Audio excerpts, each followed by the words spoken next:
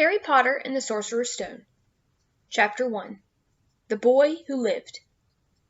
Mr. and Miss Dursley of No. 4 Privet Drive were proud to say that they were perfectly normal, thank you very much. They were the last people you'd expect to be involved in anything strange or mysterious, because they just didn't hold with such nonsense.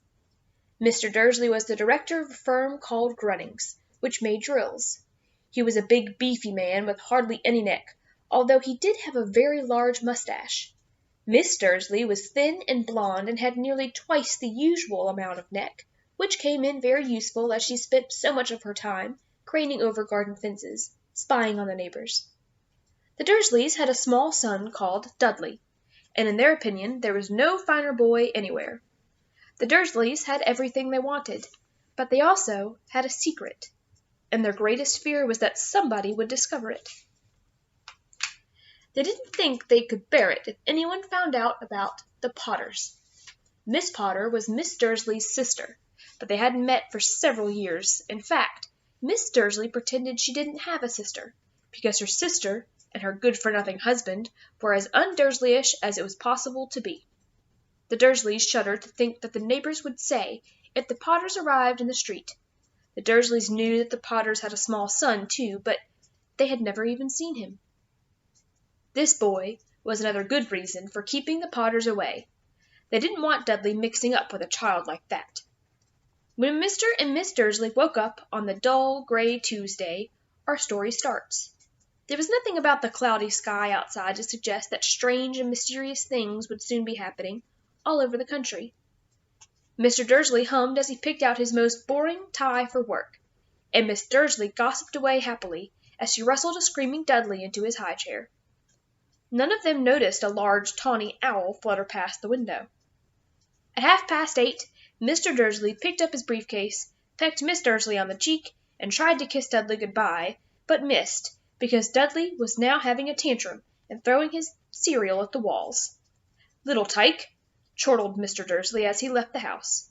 He got into his car and backed out of No. 4's drive. It was on the corner of the street that he noticed the first sign of something peculiar. A cat reading a map. For a second, Mr. Dursley didn't realize what he had seen. Then he jerked his head around to look again. There was a tabby cat standing on the corner of Privet Drive, but there wasn't a map in sight. What could he have been thinking of? It must have been a trick of the light. Mr. Dursley blinked and stared at the car. As Mr. Dursley drove around the corner and up the road, he watched the cat in his mirror. It was now reading the sign that said, Privet Drive. No, looking at the sign, cats couldn't read maps or signs. Mr. Dursley gave himself a little shake and put the cat out of his mind. As he drove towards town, he thought of nothing except a large order of drills he was hoping to get that day. But, on the edge of the town, drills were driven out of his mind by something else. As he sat in the usual morning traffic jam, he couldn't help noticing that there seemed to be a lot of strangely dressed people about, people in cloaks. Mr. Dursley couldn't bear people who dressed in funny clothes, the get-ups you saw on young people. He supposed this was some stupid new fashion. He drummed his fingers on the steering wheel, and his eyes fell on a huddle of these weirdos standing quite close by. They were whispering excitedly together. Mr. Dursley was enraged to see that a couple of them weren't young at all. Why, that man had to be older than he was, and wearing an emerald green cloak. The nerve of him! But then it struck Mr. Dursley that this was probably some silly stunt. These people were obviously collecting for something. Yes, that would be it. The traffic moved on, and a few minutes later Mr. Dursley arrived in the Grunnings parking lot, his mind back on drills. Mr. Dursley always sat with his back to the window in his office on the 9th floor. If he hadn't, he might have found it harder to concentrate on drills that morning. He didn't see the owl swooping in past in broad daylight, though people down in the street did. They pointed and gazed open-mouthed as owl after owl sped overhead. Most of them had never seen an owl, even at night-time. Mr. Dursley, however, had a perfectly normal, owl-free morning. He yelled at 5 different people. He made several important telephone calls and shouted a bit more. He was in a very good mood until lunchtime, when he thought he'd stretch his legs and walk across the road to buy himself a bun from the bakery. He'd forgotten all about the people in cloaks until he passed a group of them next to the baker's. He eyed them angrily as he passed. He didn't know why, but they made him uneasy. This bunch were whispering excitedly, too, and he couldn't see a single collecting tin. It was on his way back past them, clutching a large doughnut in a bag, that he caught a few words of what they were saying. "The Potters! That's right! That's what I heard! Yes, their son, Harry!" Mr. Dursley stopped dead. Fear flooded him. He looked back at the whisperers as if he wanted to say something to them, but thought better of it. He dashed back across the road, hurried up to his office, snapped at his secretary not to disturb him, seized his telephone, and had almost finished dialing his home number when he changed his mind. He put the receiver back down and stroked his mustache, thinking. No, he was being stupid. Potter wasn't such an unusual name. He was sure there were lots of people called Potter who had a son called Harry. Come to think of it, he wasn't even sure his nephew was called Harry. He'd never even seen the boy. It might have been Harvey or Harold. There was no point in worrying Miss Dursley. She always got so upset at the mention of her sister. He didn't blame her, if he'd had a sister like that. But all the same, those people in cloaks. He found it a lot harder to concentrate on drills that afternoon, and when he left the building at 5 o'clock, he was still so worried that he walked straight into someone just outside the door. "Sorry," he grunted, as the tiny old man stumbled and almost fell. It was a few seconds before Mr. Dursley realized that the man was wearing a violet cloak. He didn't seem at all upset at being almost knocked to the ground. On the contrary, his face split into a wide smile, and he said in a squeaky voice that made passersby stare, "Don't be sorry, my dear sir, for nothing could upset me today. Rejoice, for you-know-who has gone at last. Even muggles like yourself should be celebrating this happy, happy day." And the old man hugged Mr. Dursley around the middle and walked off. Mr. Dursley stood rooted to the spot. He had been hugged by a complete stranger. He also thought he had been called a muggle, whatever that was. He was rattled.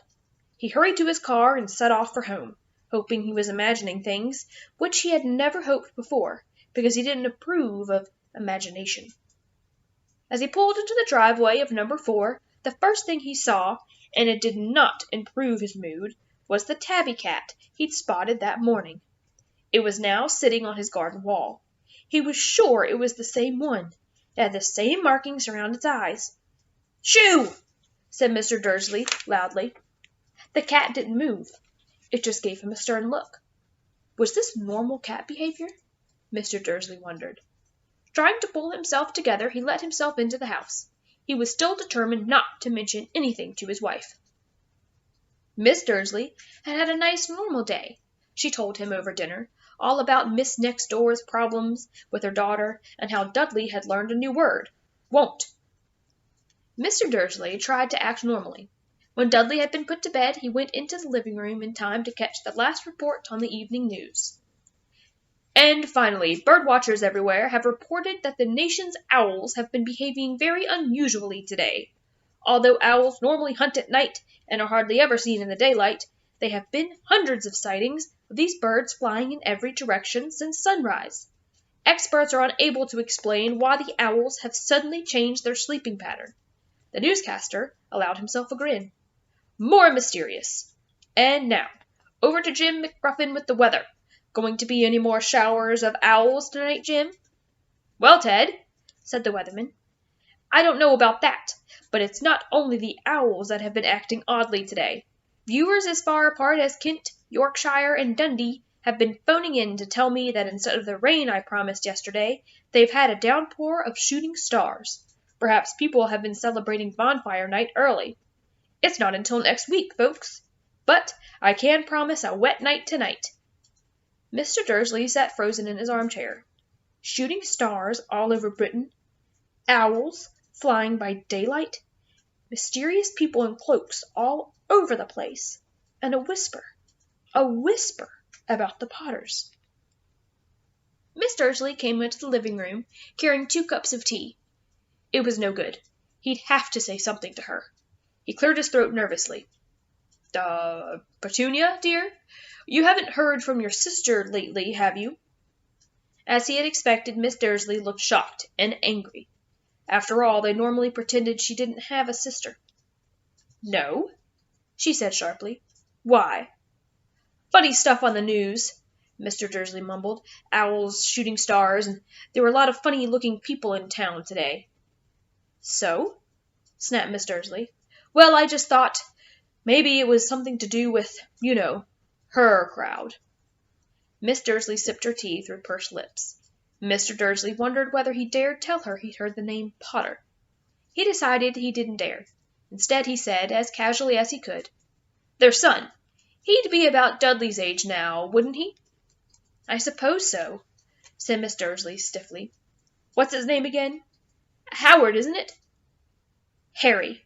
Nasty common name, if you ask me." "Oh, yes," said Mr. Dursley, his heart sinking horribly. "Yes, I quite agree." He didn't say another word on the subject as they went upstairs to bed. While Miss Dursley was in the bathroom, Mr. Dursley crept to the bedroom window and peered down into the front garden. The cat was still there. It was staring down Privet Drive as though it were waiting for something. Was he imagining things? Could all of this have anything to do with the Potters? If it did, if it got out that they were related to a pair of... Well, he didn't think he could bear it. The Dursleys got into bed. Miss Dursley fell asleep quickly, but Mr. Dursley lay awake, turning it all over in his mind. His last comforting thought before he fell asleep was that even if the Potters were involved, there was no reason for them to come near him and Miss Dursley. The Potters knew very well what he and Petunia thought about them and their kind. He couldn't see how he and Petunia could get mixed up in anything that might be going on. He yawned and turned over.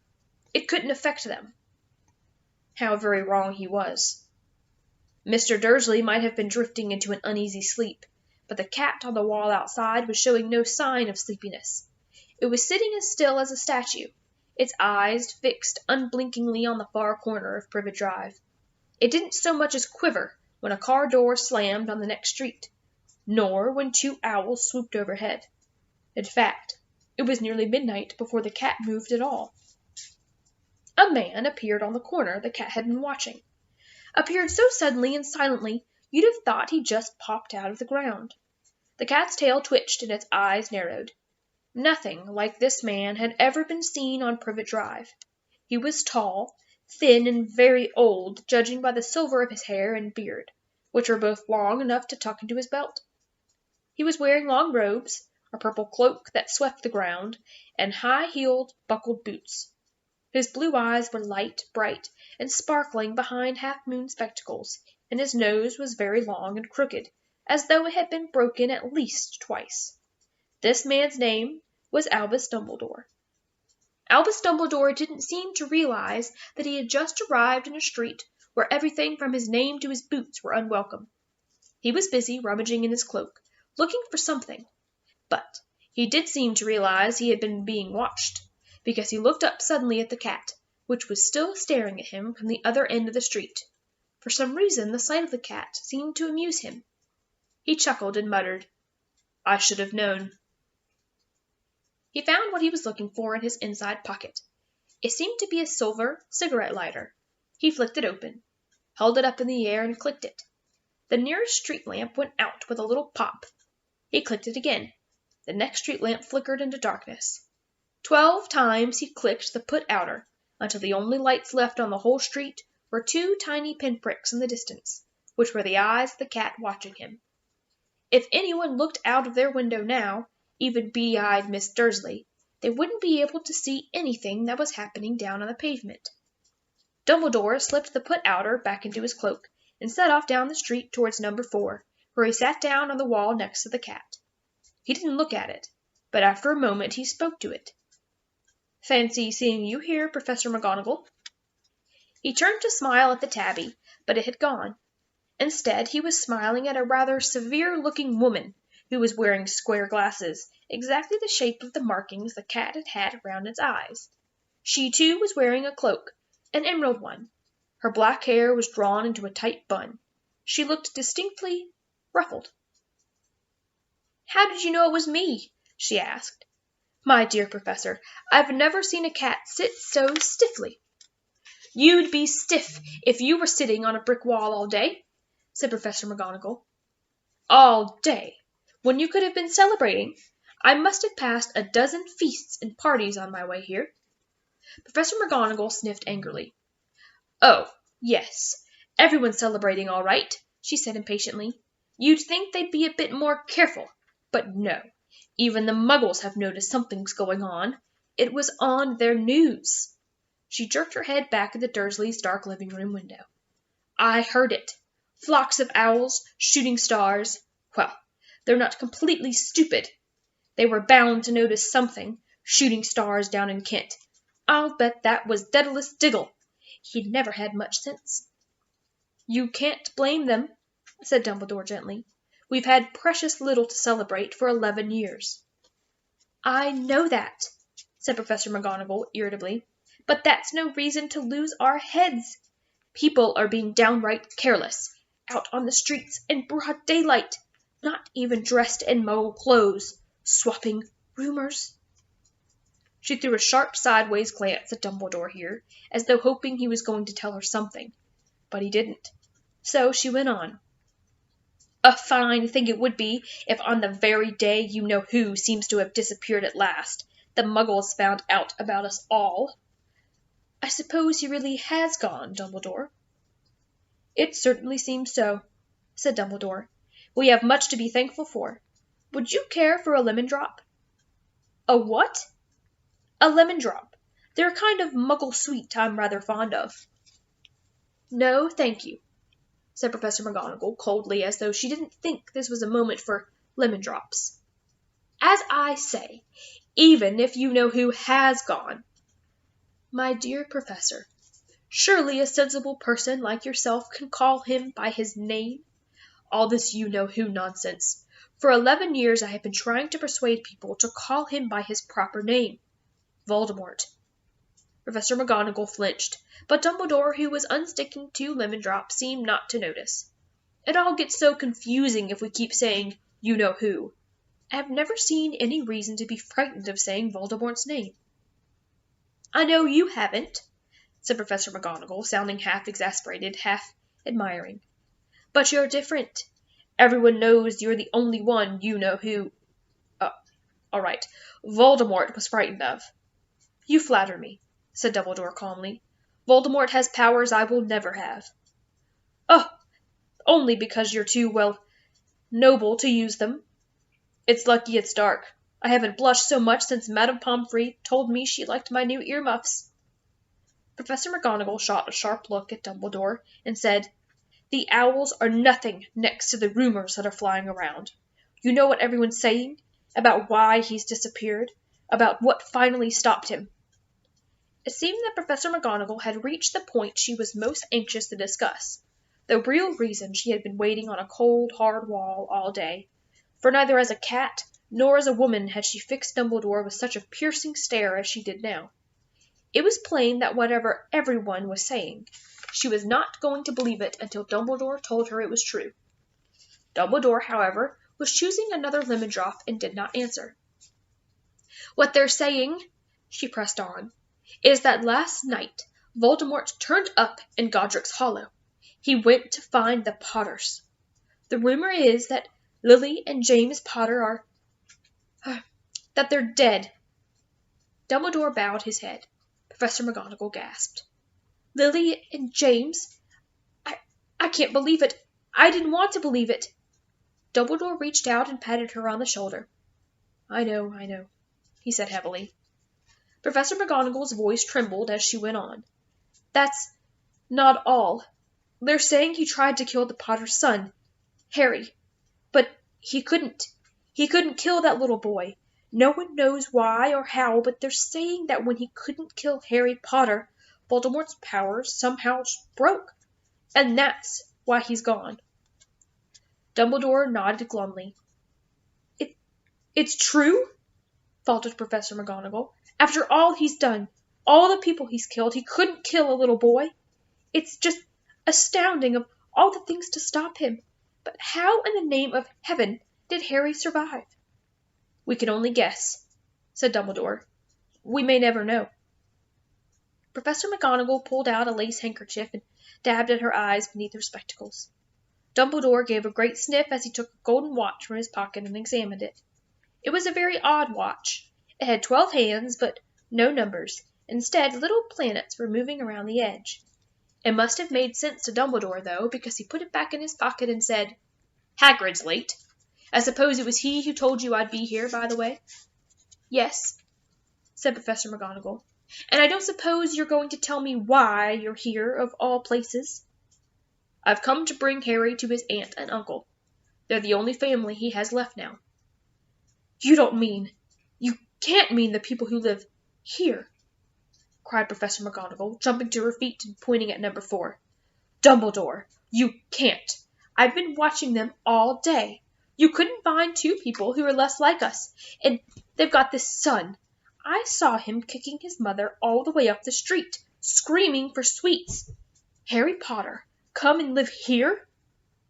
"It's the best place for him," said Dumbledore firmly. "His aunt and uncle will be able to explain everything to him when he's older.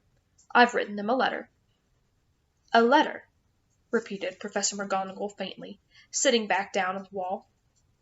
"Really, Dumbledore, you think you can explain all of this in a letter? These people will never understand him. He'll be famous, a legend. I wouldn't be surprised if today was known as Harry Potter Day in the future. There will be books written about Harry. Every child in our world will know his name." "Exactly," said Dumbledore, looking very seriously over the top of his half-moon spectacles. "It would be enough to turn any boy's head. Famous before he can walk and talk. Famous for something he won't even remember. Can't you see how much better off he'll be, growing up away from all that until he's ready to take it?" Professor McGonagall opened her mouth, changed her mind, swallowed, and then said, "Yes. Yes, you're right, of course. But how is the boy getting here, Dumbledore?" She eyed his cloak suddenly, as though she thought he might be hiding Harry underneath it. "Hagrid's bringing him." "You think it's wise to trust Hagrid with something as important as this?" "I would trust Hagrid with my life," said Dumbledore. "I'm not saying his heart isn't in the right place," said Professor McGonagall grudgingly, "but you can't pretend he's not careless. He does tend to—" What was that? A low rumbling sound had broken the silence around them. It grew steadily louder as they looked up and down the street for some sign of a headlight. It swelled to a roar as they both looked up at the sky, and a huge motorcycle fell out of the air and landed on the road in front of them. If the motorcycle was huge, it was nothing to the man sitting astride it. He was almost twice as tall as a normal man, and at least 5 times as wide. He looked simply too big to be allowed, and so wild. Long tangles of bushy black hair and beard hid most of his face. He had the hands the size of trash-can lids, and his feet and their leather boots were like baby dolphins. In his vast muscular arms he was holding a bundle of blankets. "Hagrid," said Dumbledore, sounding relieved. "At last! And where did you get that motorcycle?" "Borrowed it, Professor Dumbledore, sir," said the giant, climbing carefully off the motorcycle as he spoke. "Young Sirius Black lent it to me. I've got him, sir." "No problems, were there?" "No, sir. House was almost destroyed, but I got him out all right before the muggles started swarming around. He fell asleep as we were flying over Bristol." Dumbledore and Professor McGonagall bent forward over the bundle of blankets. Inside, just visible, was a baby boy, fast asleep. Under a tuft of jet-black hair over his forehead, they could see a curiously shaped cut, like a bolt of lightning. "Is that where—" whispered Professor McGonagall. "Yes," said Dumbledore. "He'll have that scar forever." "Couldn't you do something about it, Dumbledore?" "Even if I could, I wouldn't. Scars can come in handy. I have one myself above my left knee that is the perfect map of the London Underground." "Well, give him here, Hagrid. We'd better get this over with." Dumbledore took Harry in his arms and turned towards the Dursleys' house. Could I say good-bye to him, sir?" asked Hagrid. He bent his great shaggy head over Harry and gave him what must have been a very scratchy, whiskery kiss. Then, suddenly, Hagrid let out a howl like a wounded dog. "Shh!" hissed Professor McGonagall. "You'll wake the Muggles!" "Sorry," sobbed Hagrid, taking out a large spotted handkerchief and burying his face in it. "But I can't stand it. Lily and James dead, and poor little Harry off to live with Muggles." Yes, it's all very sad, but get a grip on yourself, Hagrid, or we'll be found," Professor McGonagall whispered, patting Hagrid gingerly on the arm as Dumbledore stepped over the low garden wall and walked to the front door. He laid Harry gently on the doorstep, took a letter out of his cloak, tucked it inside Harry's blankets, and then came back to the other two.